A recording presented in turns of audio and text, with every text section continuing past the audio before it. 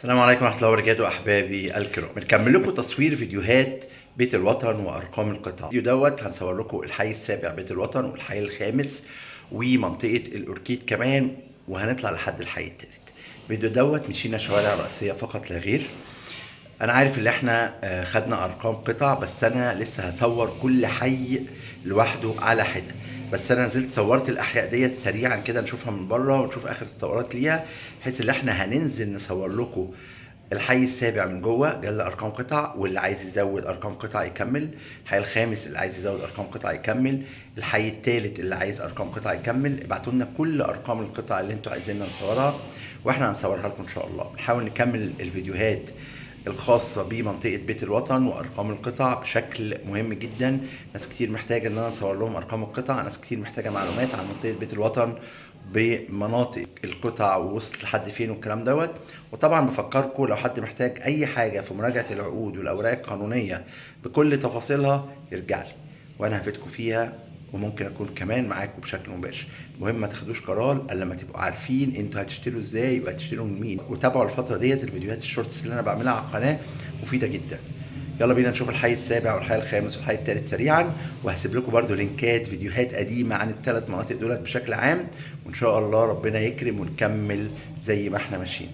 دمتم بخير، اتفضلوا حضراتكم اتفرجوا على الفيديو. تحياتي. السلام عليكم. بنصور لكم النهارده الحي السابع والحي الخامس. احنا ماشيين في الفيزون دلوقتي، هنصور الحي السابع والحي الخامس قدر المستطاع نديكم خلفيه عنهم سريعه. هنصور ما بين الفاصل ما بين الحي السابع والحي الخامس، وهنصور الاوركيد، يعني الشوارع بقى ايه اللي هي الرئيسيه. كل اللي على ايدينا اليمين ده منطقه الفيزون، وهتبدا العمارات اللي في وشنا ديت لو زومنا عليها كده، دي عمارات الحي السابع بيت الوطن، حرف الاف. حرف ايه؟ حرف الاف او منطقه اف، وهكذا. لو دخلنا في الشارع اليمين دوت هنخش على منطقه اتش، منطقه اي. المناطق دي على الفيزون مباشره بتسفلت وبتتظبط وبتشتغل. طبعا اللي على ايدينا الشمال ديت الحي الخامس، منطقه كي اللي على ايدينا الشمال دي. النقل بقى ماشي في وشنا. وطبعا السابع، وده الفاصل ما بين السابع والخامس زي ما انتم عارفينه. وطبعا انا عامل فيديوهات كتير جدا عن السابع وعن الخامس، تقدروا تراجعوها، وهسيب لكم لينكات. بعد منطقه اف بتبدا منطقه اي، وبيبقى قصادها منطقه اي. يبقى اللي على ايدينا اليمين منطقه اي، واللي على ايدينا الشمال منطقه اي الحي الخامس. الشارع دوت بيسموه محور بن زايد الشمالي، والشارع دوت اخره ندخل يمين ندخل على نفق العاصمه الاداريه الجديده مباشره بدون ما ندفع اي كارت زي ما انتم شايفين. قال ان هو كمان اشتغل، ممكن نبص عليه ونشوفه لو هو شغال. يبقى احنا كده على ايدينا اليمين حرف الاي، وعلى ايدينا الشمال حرف الاي الحي الخامس. طب بعد حرف الاي في الخامس حرف الجي، يليه حرف الاف، وبعد حرف الاي في السابع حرف الاي. يبقى احنا كده واضح قدامنا كده الفاصل ما بين الخامس والسابع. طبعا هنخش نصور جوه، وهنخش نصور بالارقام، وهنخش نصور بالتفاصيل، وهيتبعت لنا ارقام قطع كتير فيهم يعني. لكن ما شاء الله لو بصينا على الشارع الرئيسي واحنا ماشيين، مباني هياكل طوب، واجهات خلصانه، طوب احمر، بلدورات بتتعمل، رصيف بيخلص، البنيه التحتيه شغاله بتشتغل، الطرق نفسها بيتحط المدقات، الطوب الابيض، الهراسات هتشتغل فيها، وهكذا. قدامنا هي جرار اهوت محمل كابلات كهرباء. دلوقتي احنا على ايدينا اليمين حرف الايه في الحي السابع، وعلى ايدينا الشمال حرف الجي في الحي الخامس، يليه حرف الاف. يعني العربيه ديت على الفاصل ما بين حرف الاف وحرف الجي. ده حرف الاف اللي موجود في الحي الخامس اللي على ايدينا الشمال ده، واليمين حرف الاي. في وشنا بقى ايه بقى يا سيدي؟ المنطقه اللي قلبت الدنيا في الفتره دي منطقه الاوركيد. منطقه الاوركيد فيها 4 حروف A B C D. عايزين ندخل نشوف نفق العاصمه اشتغل ولا لا عشان نبقى عارفين الدنيا برضو. طيب في وشنا اهو، في وشنا تزويمه كده هنزوم لكم. في وشنا الاوركيد، العمارات المبنيه بالطوب الاحمر، عمارتين في الوش ده في حرف الايه، جوه في حرف الايه. كل العمارات اللي قدامنا ده حرف الايه زي ما انتم شايفين. وخدوا بالكم حرف الايه الشمال بتاعه بالم هيلز. لو بصينا هنلاقي المباني اللي هناك اهيت هنزوم عليها بالم هيلز. طيب تعالى يا عم محمد ورينا نفق العاصمه بالفعل موجود ولا لا. هنمشي وهيبقى الفاصل اللي ما بيننا وما بين الشارع ده اسمه محور مصر الجديده. والمحور ده جاي بالمناسبه جاي من اول الحي الاول، تخيلوا جاي من الحي الاول مرورا بالثالث، وبعد الثالث الخامس، وبعد الخامس السابع اهوت، وعلى شماله الاوركيد. طبعا قبله كان بالم هيلز وماونتن فيو اي سيتي. طيب هنمشي من هنا هنشوف ايه؟ هنشوف على ايدينا الشمال حرف البي في منطقه الاوركيد. وزي ما احنا شايفين كده منطقه الاوركيد ما شاء الله فيها مباني، هي نازله في المرحله العاشره وزيها زي التكميلي اتبنى فيها نسب انشاءات كبيره سريعه في حرف البي زي ما انتم شايفين ما شاء الله. يعني كل يوم عن يوم بيفرق في منطقه الاوركيد. اخر فيديو عامله عن الاوركيد هحطه لكم وهو واللي قبله هتشوفوا فرق نسب الانشاءات عامله ازاي. وادي الحي السابع حرف الايه، يبقى ده الفاصل. وبعد حي السابع حرف الايه بيجي حرف البي، بقى على ايدنا اليمين ده حرف البي. يبقى احنا كده دلوقتي قدام حرف البي في الحي السابع، وعلى ايدينا الشمال حرف البي في منطقه الاوركيد. والعربيات ماشيه قدامنا اهي، المفروض ان هم رايحين نفق العاصمه. يعني احنا لو وصلنا ودخلنا ورحنا عند النفق لو بصينا هتلاقوا مسجد الفتاح العليم هناك اهوت. ممكن اهو نعمل زوم عليه برضو، هيتعمل زوم عليه اهو. اهو يا جماعه، اهو يا جماعه شكل النفق اشتغل. نخش نشوفه وفعلا الناس بتطلع على العاصمه. الدائري الاوسطي اهوت في وشنا. ايوه الحي السابع زي ما احنا عارفين عالي مرتفع، منسوبه مرتفع. الاوركيد في حتت مرتفعه وحتت منخفضه. اهو يا جماعه النفق اهو على العاصمه. بس ادي النفق اشتغل كده. نص دقيقه تبقى في العاصمه، يبقى من الحي السابع بيت الوطن نص دقيقه. وانا لو دخلت هلاقي لفه ولا ايه رايكم؟ نخش ونشوف في لفه كده من تحت ولا لا. خلونا نجرب، خلينا نشوف كده في لفه من تحت ولا لا. نلف ونرجع في الشارع اللي قصدنا اللي على ايدينا الشمال ده. لو لقينا لفه هتبقى حاجه حلوه خالص. نرجع ونخش على العاصمه مباشره عشان نشوف النفق وتشغيله للعاصمه الاداريه. طبعا انا عامل فيديو عن العاصمه الاداريه، وعامل فيديو اول فيديو عملته عن العاصمه الاداريه كان سنه 2019 اتكلمت فيه وشرحت عن العاصمه، ونزلت بقى صورت على الطبيعه وهكذا. طبعا الطريق مدغدغ معلش، لكن قدر المستطاع بنحاول نوريكم الصوره وتشوفوا الدنيا عامله ازاي. لكن فعلا احنا كده عدينا الدائري الاوسطي ودخلنا بالفعل العاصمه الاداريه الجديده، ولا دفعنا كارته زي ما كنت بقول من سنين في فيديوهاتي من سنين. احنا كده دخلنا العاصمه الاداريه الجديده على مباشره محور بن زايد. لا كلام محترم وكلام جميل. هنلف طبعا وهنرجع على اللي احنا بنصوره، وهنخش العاصمه في مره من هنا. العربيه النقل اللي هناك دي جايه من محور بن زايد مباشره. لا والناس بتيجي هنا تروح طالعه على الدائري الاوسطي. يعني العربيه دي جت طلعت على الدائري الاوسطي، العربيه دي جت طلعت على الدائري الاوسطي مباشره من غير بقى ايه ما يخشوا في اي ضغط. منين بقى؟ من الحي السابع. هنرجع تاني على الحي السابع اللي احنا كنا فيه ونصور لكم الدنيا.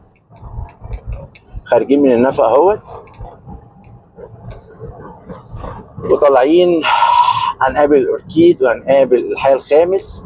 اول مره اخش لكم في المكان كده وتشوفوا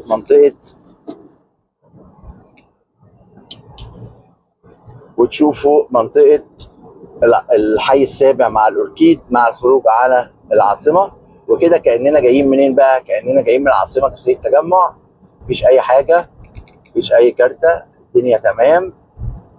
ودخلنا مباشره بقى على ايدينا اليمين الاوركيد، وبقى على ايدينا الشمال الحي السابع بيت الوطن. حاجه مفرحه، واحنا عارفين طبعا الحروف وعارفين القطع، واللي عايز قطعته في الاوركيد برضو يعرفنا وممكن نبقى نصورها له. شايفين المباني؟ شايفين الدنيا واضحه ازاي والمباني واضحه ازاي؟ شايفين المباني والدنيا واضحه لنا ازاي؟ الاوركيد الفيديو اللي انا صورته اخر مره ما كانش فيه كميه الشغل دوت بالفعل. في هنا حفره هنخش من هنا. ده حرف البي في الاوركيد، حرف البي في منطقه الاوركيد ان شاء الله. حرف بي في منطقه الاوركيد هيبقى فيها شغل كويس الفتره الجايه نتيجه المرحله العاشره واللي تم في المرحله العاشره. هنطلع على الاوركيد في الترخيص والرخصه. لو مساحه اقل من 475 متر هتبقى 6 وحدات، لو مساحه فوق 475 متر هتبقى 8 وحدات، عشان تبقوا عارفين المعلومه دي. وطبعا في الحي الخامس 600 لحد 730 متر يبقى وحدتين، فوق ال 730 متر يبقى 3 وحدات، ده حي خامس او حي سابع. وطبعا ده محور مصر الجديده زي ما انتم شايفينه، محور مصر الجديده.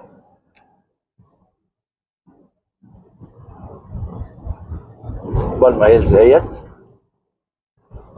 طبعا احنا دلوقتي على ايدينا اليمين الحي الخامس او الحد الشرقي للحي الخامس، برضو في مباني وفي انشاءات. طب احنا حرف ايه بقى في الحد الشرقي؟ على ايدك الشمال دلوقتي الحي الخامس حرف الاف، اوكي، وعلى ايدك اليمين الاوركيد حرف الاي، وفي وشك بالم هيلز، موقع استراتيجي ابن لذينه اهو. الحي الخامس بالم هيلز، يافطه كبيره اهيت. الدخله اليمين ديت تدخلنا وتطلعنا على الدائري الاوسطي بالمناسبه برضه.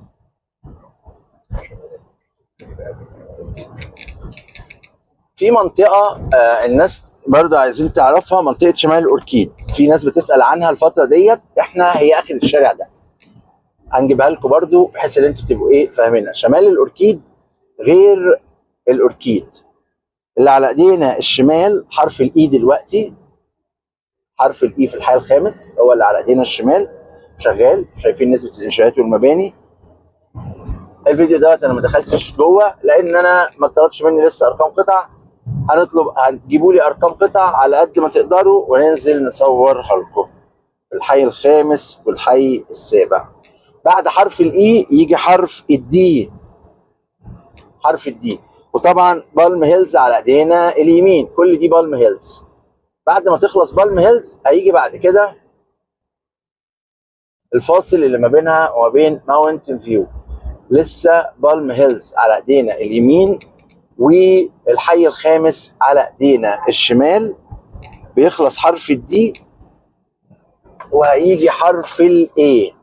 طبعا انا بقول لكم اطلبوا ارقام القطع عشان لو حد شاري من شركه، شاري حاجه، ممكن يرجع لي عشان خاطر يعرف الانشاءات وصلت لحد فين، او يشوف ان هي بنت وسلمت، او يشوفها ارض ولا لسه. الخدمه دي بقدمها لكم ليكوا انتوا اللي متابعين قناتي، مش هتلاقي حد بيعملها ولا بيقدمها في اي قناه. فبنحاول قدر المستطاع ان احنا نوصل لكم الحاجات ديت من سنين مش من النهارده. ده الشارع الفاصل اللي ما بين ماونتن فيو وبالم هيلز. وهنا هيجي الفاصل برضو ما بين الحي الثالث والحي الخامس. اللي على ايدينا اليمين ده الفاصل ما بين ماونتن فيو اي سيتي وبالم هيلز. وادي ماونتن فيو. ما كانش فيه المباني ديت اخر مره صورت الفيديو. طبعا ماونتن فيو شغاله فيها حياه جوه في المراحل الاولانيه. واللي على ايدينا الشمال يجي حرف الاي في الحي الخامس. حرف الاي في الحي الخامس. هنكمل احنا في الشارع دوت عشان نوريكم اخره وتشوفوا الاوركيد اللي هي شمال الاوركيد. شايفين ماونتن فيو فيها انشاءات ومباني. الحته دي لسه بتتجهز وبتستفلت. بنحاول قدر المستطاع ان انا لما انزل اديكم فيديو كامل وشامل وبوضح لكم المنطقه قدر المستطاع. ترخيص الدور الروف خد 75%، وكانت منطقه بيت الوطن مش من ضمن المناطق لكن لسه داخله او دخلت، بحيث ان انت دلوقتي تقدر تاخد على الروف 75% من المباني بتاعته. فبدأ دور ثالث وبدأ الروف يبقى فيها دور رابع. ادي ماونتن فيو يا جماعه على ايدينا اليمين، وادي الحي الثالث برضه زادت المباني والانشاءات فيه، وطبعا مش بنفس قوه الاحياء الثانيه، لكن بشوف ان الحي الثالث جوه لسه. لو زومنا كده هنا في مباني اهي ما شاء الله، انشاءات ومباني. ده حرف الاي تقريبا، ده حرف الاي بتاع الحي الثالث.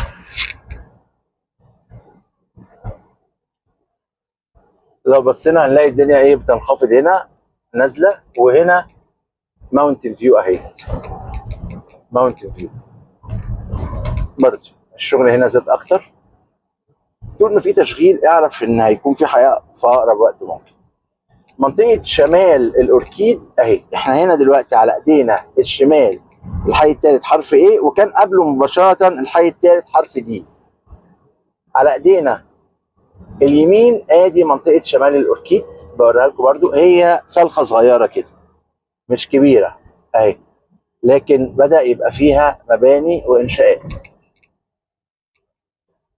بس مش عليها تركيز واهتمام لان مش شركات كتير شغاله فيها، لكنها انا بشوفها مستقبلا هتكون كويسه. مستقبلا هتكون كويسه، بس تبقى عارف انت بتشتري ازاي وبتشتري من مين. وادي منطقه ده كومباوند اوريدي انا كنت اتكلمت عنه قبل كده، مش عارف ده زي ادريس ولا ايه، اشوفه لكم برضو واقول لكم عليه. على جوجل بيبقى باين يعني. ادي حرف الاي، ده الحد الشمالي بتاع حرف الاي الحي الثالث. احنا هنطلع دلوقتي لحد منطقه الفيزون، ممكن نخترق الفيزون، بس ادينا شفنا في الفيديو ده شوط كويس جدا من الاحياء. الحي الخامس، الحي السابع، الحي الاوركيد، شمال الاوركيد، الحد الشرقي والشمالي من الحي الثالث. يعني فيديو مليان. حرف البي اللي على ايدينا الشمال اقل تشغيل، وحرف الان اقل. يعني هو يعتبر اكتر حي شغال بحد معقول هو حي حرف الاي. حرف الان ما فيهوش لسه. المنطقه اللي على ايدينا اللي في وشنا دي منطقه الفيزون، واللي هيبقى فيها خدمات، وهنخترقها وندخل على تصوير باقي الاحياء اللي اتطلبت مننا. ارجو ان يكون الفيديو ده عجبكم، وصل لكم صوره تخص المناطق اللي انا اتكلمت فيها والاحياء اللي انا اتكلمت فيها، وبنحاول قدر المستطاع نكمل لكم وننقل لكم الصوره طول الوقت. ودايما بحاول ان انا اوضح لكم سواء ارقام القطع، سواء المناطق، سواء الهيستوري بتاع كل منطقه وكل حي من اول 2018 لحد النهارده. تقدروا تشوفوا وتتابعوا كل منطقه وصلت لحد فين وايه اللي تم فيها على ارض الواقع بحق وحقيقي. ارجو ان يكون الفيديو ده عجبكم، وارجو ان انا اكون وصلت لكم الرساله اللي انا عايز اوصلها لكم. تقبلوا تحياتي. كان معاكم محمد المهدي، ولا تنسوا الدعاء لاخي عبد الله بالرحمه والمغفره.